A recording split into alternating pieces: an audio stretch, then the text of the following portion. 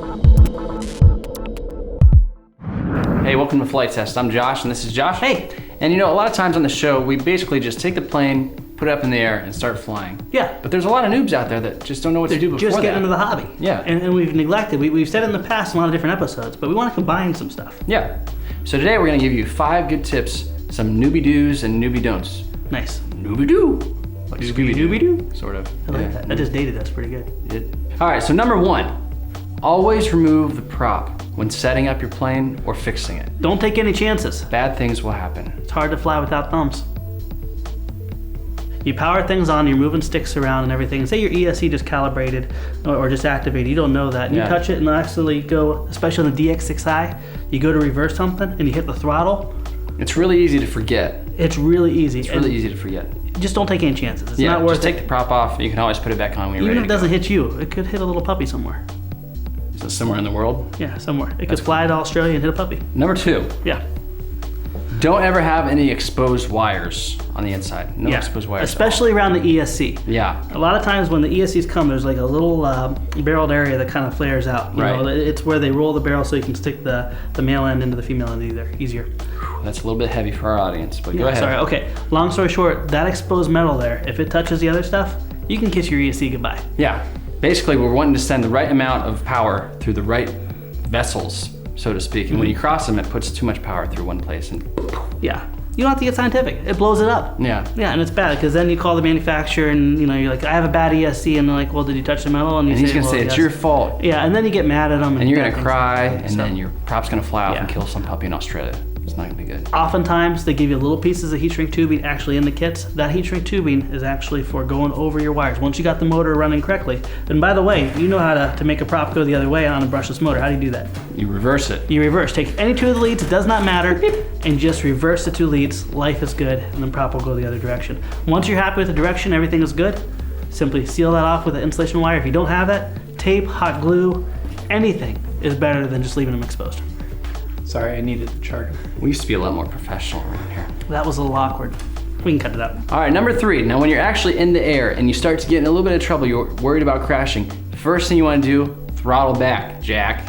I like that. Little Duck Dynasty in there. Yeah, you like that? I did. Cool. Yeah, throttle back.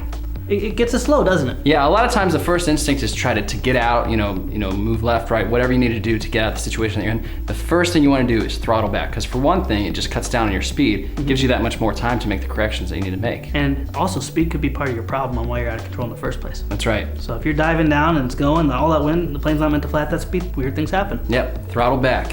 Which brings us to our next point. When you actually, if you actually crash and you've killed that Australian puppy on your way down. When you crash. Make sure that you throttle back then as well, because you don't want your little propeller, or you don't want your ESC trying to turn your propeller, but it's not turning. It'll melt it down. It's stuck in the ground. And yeah, and the first thing is I see a lot of people, they have a little door, because they just goes in and they land it, but the throttle's not cut back, and they're walking out, and the motor goes, what's that doing?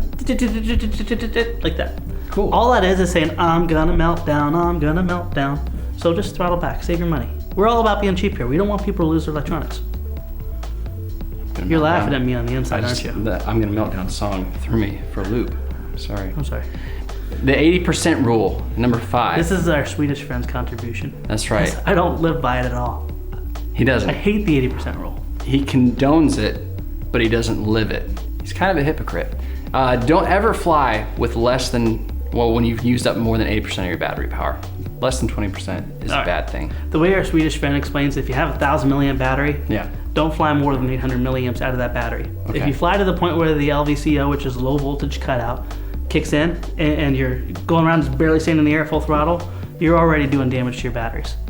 So, and luckily, we have a lot of batteries around here. Now, what's some ways that they would be able to tell, like maybe if they don't have a display that tells them when their battery's, down that far, what's some ways that they can tell? Well, your battery checker oftentimes will give you, on some of the battery checkers, will give you a percentage.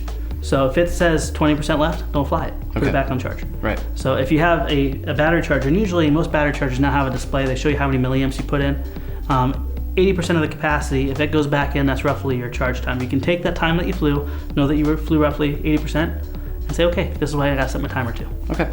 Don't fly with puffy batteries, and don't fly for too long. Well, that's it. Yeah. Those are 5 good tips for you. Hope it helps you out. You want to go fly? I want to go fly. Let's go put some puffy batteries into a plane and maybe leave the prop on while we're checking it. Yeah, let's do that. All right. Maybe we'll fly for longer than we're supposed to. Maybe.